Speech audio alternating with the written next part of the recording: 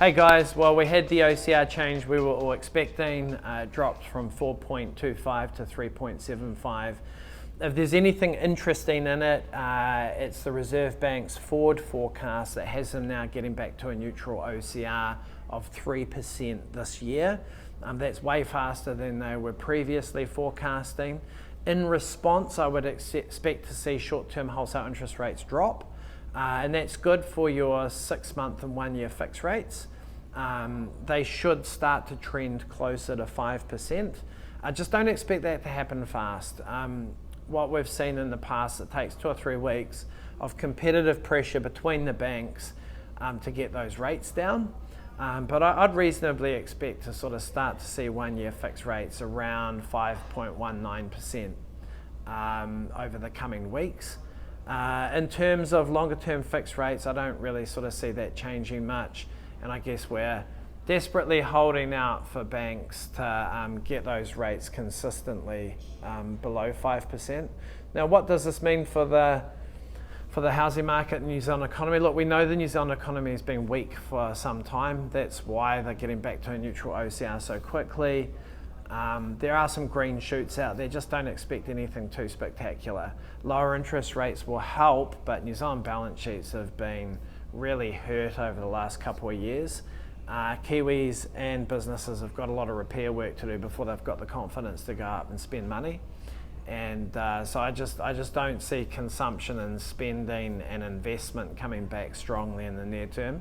The government's talking about a growth agenda. You know, the traditional short-term fixes, I hope that's not the solution. Open up immigration, lower corporate tax rates. The reality is we want high quality growth, which to me is per capita GDP growth, which means that Kiwis are generally feeling richer, that we've got to solve more fundamental problems around productivity and innovation. And I just don't think we've got an agenda for that at the moment. We just don't have a game plan. And that sort of stuff takes a long time. So we're going to be in a pretty benign environment, I think, for the next 2 or 3 years. We'll gradually see improvement in the economy. That's going to translate through to employment. People are generally going to feel better, but I don't think things are going to take off anytime soon. As far as the housing market's concerned, lower interest rates always help. But you know, Kiwis have faced into a whole lot of other increasing expenses. If you think about rates and insurance now, they're such a big eater or consumer of our discretionary income. I just can't believe how expensive the council rates are. And look, what that means is we just don't have a lot of surplus income.